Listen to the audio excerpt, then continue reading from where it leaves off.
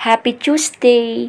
Isang mapagpalang Martes po sa inyong lahat, lalo na po sa mga nakatira dito sa bansang Pilipinas. It's another brand new day, and to those who are residing from different countries, I am wishing you a wonderful life ahead.